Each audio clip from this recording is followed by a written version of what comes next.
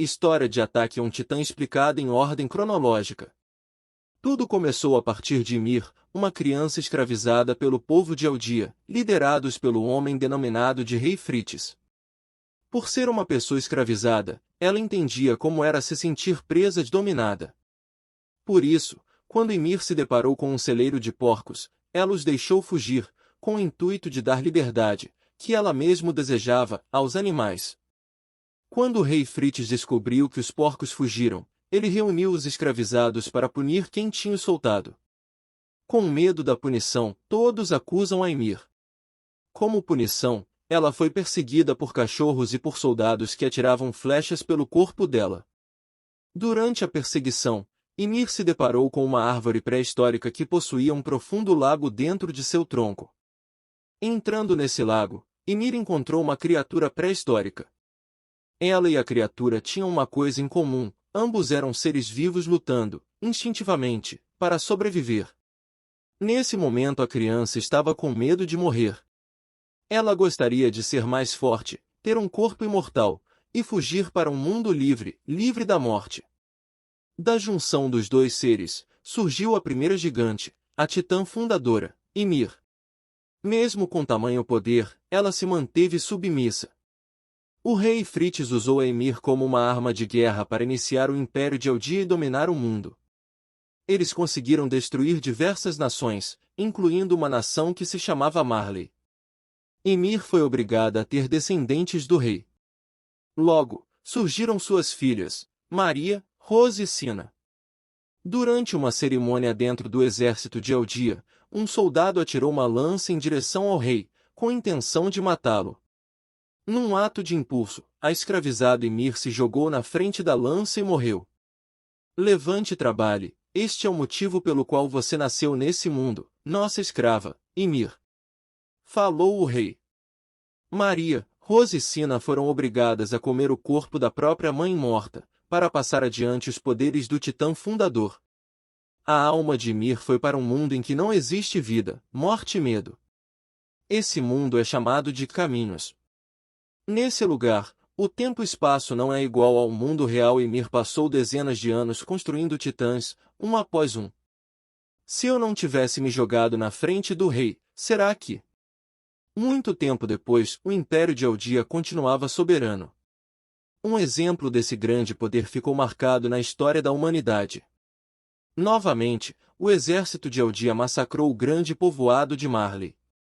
Esse dia ficou conhecido como a Tragédia do Lago. Muito tempo depois, surgiu uma epidemia global que causou a morte de muitas pessoas no mundo. O portador do titã fundador dessa época usou seus poderes para modificar a genética dos Eldianos, fazendo com que eles ficassem imunes a essa doença. Novamente, o Império de Eldia dominava. Muito tempo depois, após os Eldianos destruírem as nações mais poderosas do mundo, eles começaram a guerrear entre si. Esse momento da história é chamado de a Grande Guerra Titã.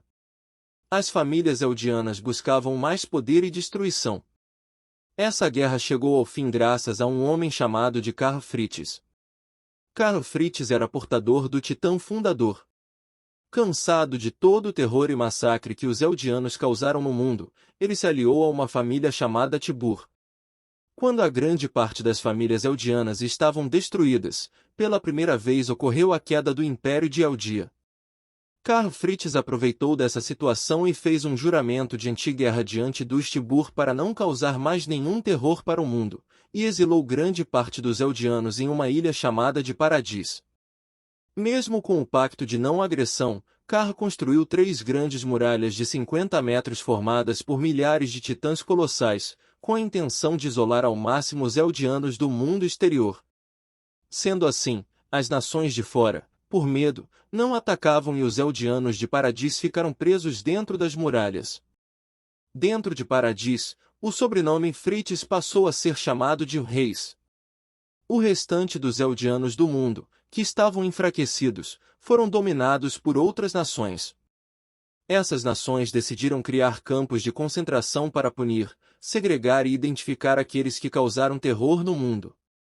Um desses campos se chama Libério, localizado em Marley. Com o exílio dos Eldianos, as nações destruídas por eles começaram a se reconstruir e com isso, a nação Marley passou a ganhar um grande destaque bélico. Isso porque com o fim da Grande Guerra, Marley capturou 6 dos 9 titãs originais e começou a usá-los como armas de guerra. Marley se estabilizou e começou a impor respeito perante outras nações, mas o grande inimigo que poderia destruí-los ainda estava dentro daquelas muralhas, cercadas por titãs colossais que poderiam ser ativados a qualquer momento e assim iniciar um evento denominado de Estrondo, que teria a capacidade de destruir o planeta. Caso os Eldianos dominados desrespeitassem as pessoas de Marley, eles seriam mandados para um lugar cercado por demônios capazes de destruir o mundo, a Ilha de Paradis.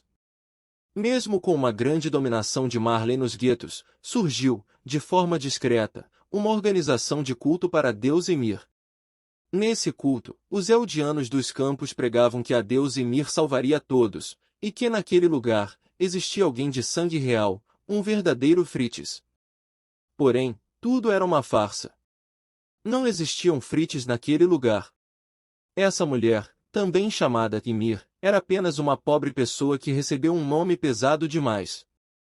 Como punição por fazer parte do culto, ela foi mandada para Paradis em sua forma demoníaca e ficou vagando muitos anos do lado de fora das muralhas.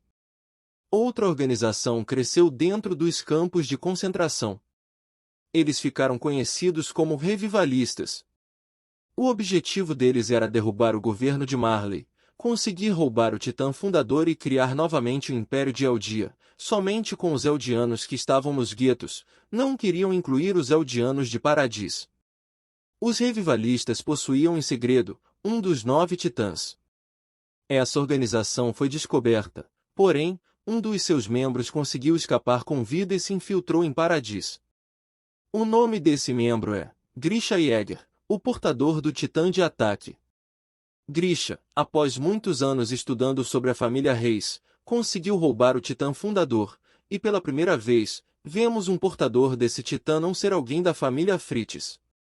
Marley não sabia das ações do revivalista Grisha dentro das muralhas, então Marley, com medo dos colossais das muralhas, colocou em prática o plano de roubar o Titã fundador dos Frites. Esse plano consistia em treinar guerreiros, crianças eldianas dos campos de concentração. A recompensa dessa missão seria deixar todos os membros da família dos guerreiros saírem dos campos para serem considerados marlenianos e assim, ganharem uma vida normal. A missão se inicia com os guerreiros N, Reiner, Bertold e Marcel tentando entrar nas muralhas de Paradis, enquanto Zack e Pieck permanecem em Marley para proteger e guerrear com outras nações. Durante a missão, aquela Ymir que foi jogada em Paradis, conseguiu devorar um dos guerreiros, o Marcel. Mesmo com o plano inicialmente dando errado, eles prosseguem a missão. Assim, Bertold Hoover destrói a muralha de Shiganshina e os guerreiros se infiltram em Paradis para roubar o Titã fundador. Daqui pra frente continua a história do mangá anime.